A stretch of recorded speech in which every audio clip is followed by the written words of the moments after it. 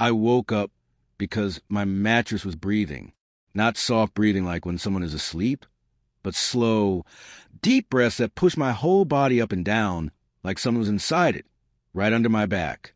At first, I thought it was just my heartbeat shaking the bed, but then I heard a low, warm puff of air rising through the foam.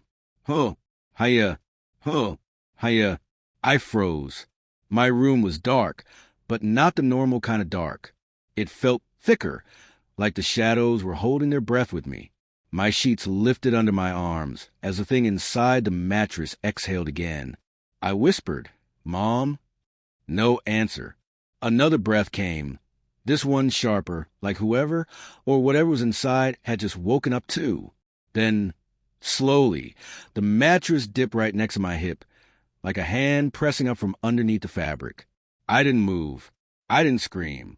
I didn't even breathe, because the hand was moving, sliding, reaching, climbing its way toward my shoulder. And before I could even think of running, a voice, soft, shaky, and too close, came from inside the mattress. "You finally heard me." The breath touched my ear through the foam, and that's when the mattress bulged upward, like a head was pushing through the surface, coming straight toward me. Everything inside me screamed.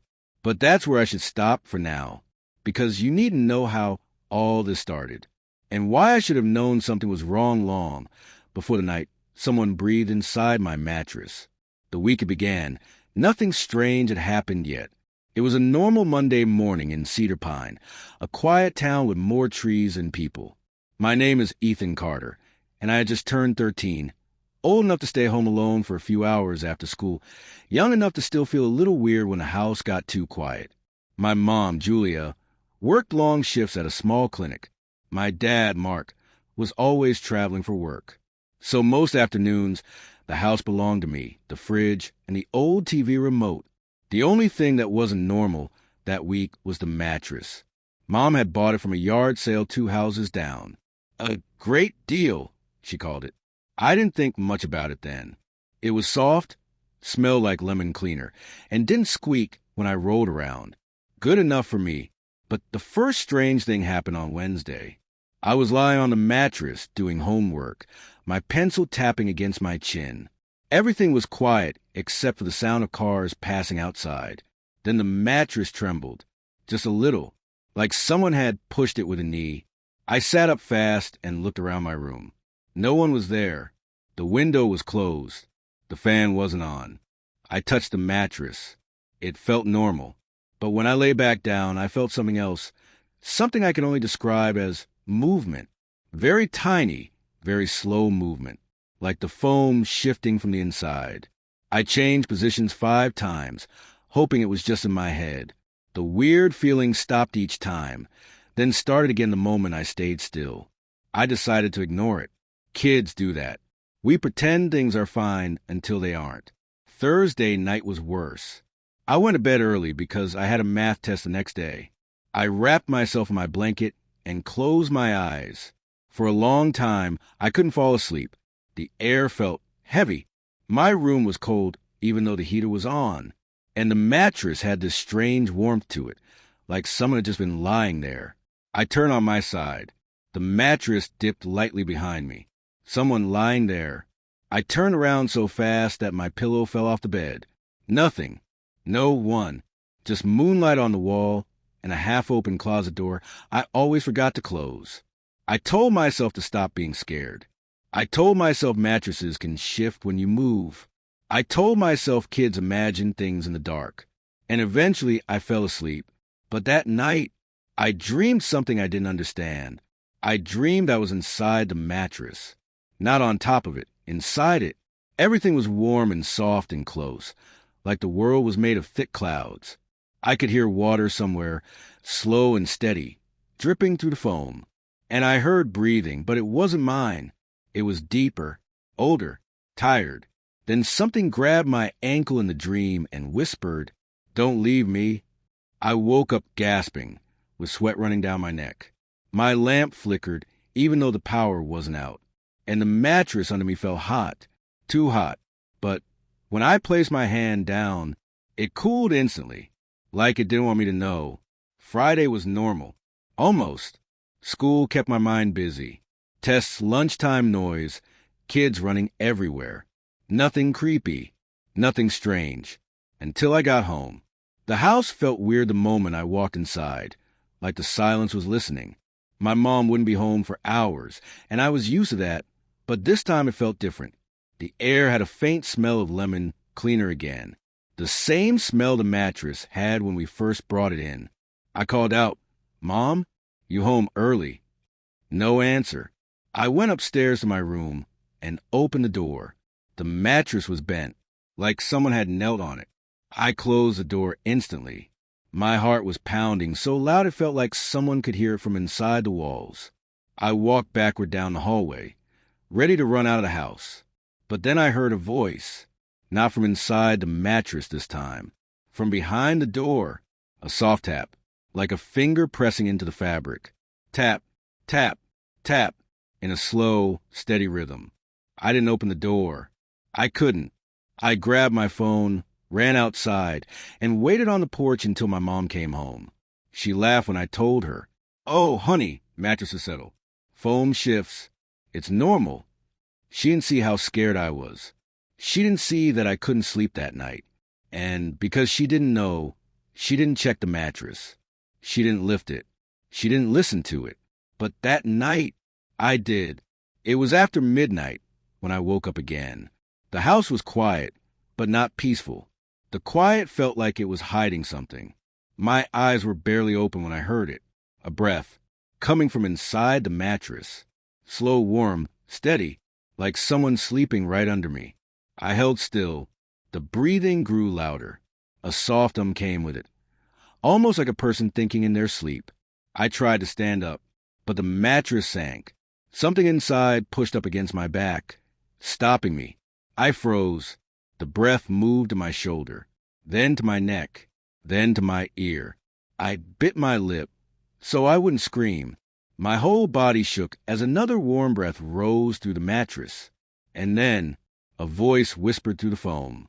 Not angry, not loud, just tired, sad, and terribly close. "Please don't move." My heart dropped.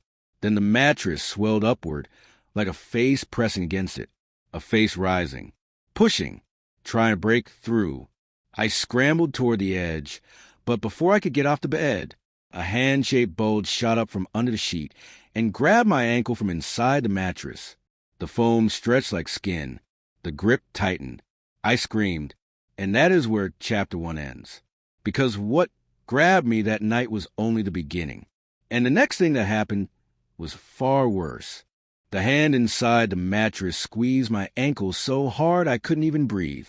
The foam stretched like soft skin, and all I could see was the shape of fingers, long, thin fingers, pressing upward from inside the bed.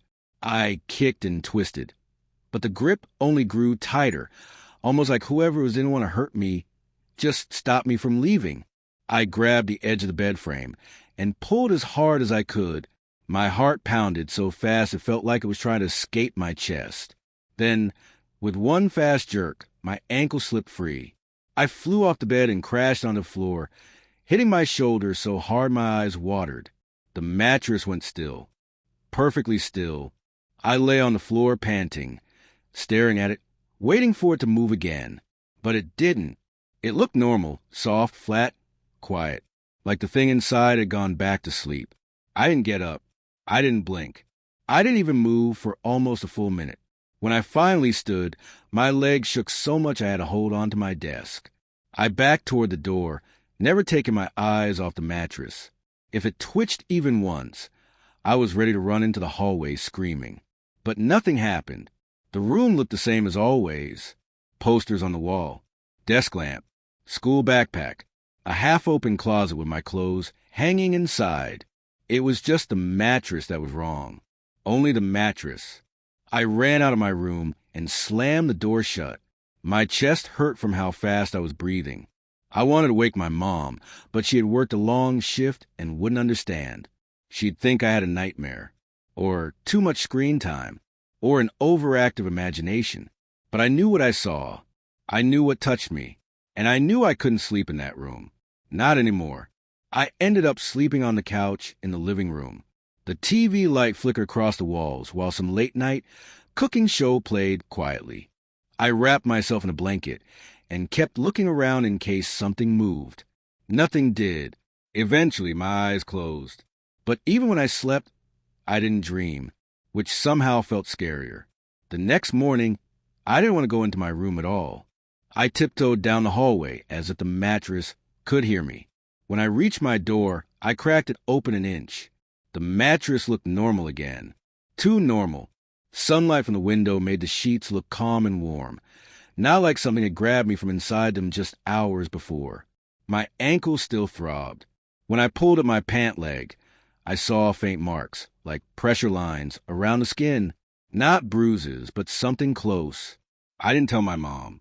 I didn't tell anyone. How do you even say something like that? Hey, I think someone is living inside my mattress. No way. Instead, I avoided my room. I made up excuses. I said I needed to study at the kitchen table. I said my room smelled funny. I said my ceiling fan was too loud. My mom believed me, because moms trust what their kids say, even when the real reason is something you can't explain. Saturday morning, she decided to do something I didn't expect. She said, "Ethan, honey, maybe it's time we rearrange your room. Might make you feel better." I froze. Rearrange? Move things around? Lift the mattress? My heart jumped in my throat. She walked up the stairs humming to herself, holding a cup of coffee in her hand. I followed behind slowly, trying to think of what to do. I didn't want her to touch the mattress. What if the thing grabbed her? What if it hurt her? When she opened my door, she didn't notice anything strange. She walked right in and set her coffee on my desk. "You know," she said, "when I was your age, I kept thinking something was under my bed. Turned out it was just a loose spring making noises. Loose springs don't grab you." She bent down to straighten the sheets. My breath caught. Her hand touched the mattress. Nothing happened. She pressed down on different spots, checking the softness. Still nothing. She even sat on it, and the mattress didn't move. No shift, no breath, no sound. It made me doubt myself. Did I imagine a hand? Did fear make me see things? Kids get scared of shadows all the time, right? Maybe I was just tired. Maybe nothing had happened at all. Maybe. Then I saw it. A tiny bump, right under where she sat. It pushed up for only half a second, like something shifting position beneath the foam. I flinched. My mom didn't notice. She stood and patted the bed. "See? Nothing wrong with it." If she had stayed 1 second longer, she would have seen the mattress breathe again. Just once, a small rise and fall. But she grabbed her coffee and left the room. I felt cold all over. For the rest of the day, the mattress stayed quiet. I kept sneaking glances into my room from the hallway, waiting for something to move, but it looked the same every time I checked. Around noon, my best friend Jake Miller came over. We were supposed to work on a science project about plant cells, but my mind wasn't on school. He tossed his backpack on the floor and said, "Dude, why do you look like you haven't slept in 9 years?" I shrugged. Bad night. He walked around my room, picking up things like he always did. My baseball glove, a stack of comics, an empty water bottle from last week. When he got close to the bed, I felt my stomach twist. "Don't touch that," I said a little too quickly. He froze. Okay. I forced a smile. "Sorry, just don't." Jake stared at me like I'd grown a second head, but he didn't touch the bed. He never got the chance, because the mattress did something small but clear, just a tiny twitch, like something inside chose that exact moment to stretch. Jake's eyes widened. "Did your bed just move?" My throat went dry. "You saw that?" He nodded slowly. "Bro, that's not normal."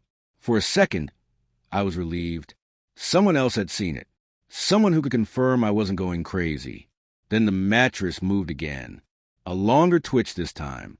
Jake backed away. Dude. Nope. I'm not playing with ghosts today. It's not a ghost. Well, it's something, and it's living under your but every night. We both stepped toward the door. Neither of us blinked. The mattress stayed quiet for a moment. Too quiet. Then we heard it. A sound like a slow inhale. Not loud. Not soft. Just there. Jake whispered, "That's breathing." I nodded. Then he whispered, "We have to tell your mom." No. Why not? Because I didn't know what the thing in the mattress would do if someone tried to take it away. It grabbed me. It held me down. What if it panicked? Jake ran out of the room. I'm telling her. I grabbed his arm. "Jake, stop. Please. I need time to figure out what this is." He shook his head. "Ethan, this is serious. Something's living in your mattress." I didn't answer, because we both heard something new. Something that wasn't a breath. Something that froze every bone in my body. Tap from inside the mattress. Jake's eyes went huge. Then another tap. Then another. Slow. Steady. Like a message. Tap. Tap. Tap. Jake whispered, "It's knocking." I swallowed hard. I know. We both stood there, staring at the mattress as it went silent again. Jake didn't say another word. He grabbed his backpack and left the house. I didn't blame him. By evening, I was alone again. Mom had gone out to get groceries, and I sat in the living room, staring at the TV without watching it. I kept thinking about the taps, the breathing, the hand. Was something living in there, or was it trapped? And if it was trapped, since when? I didn't want to go upstairs. I didn't want to be near that room. But I also didn't want to ignore it. What if it got worse?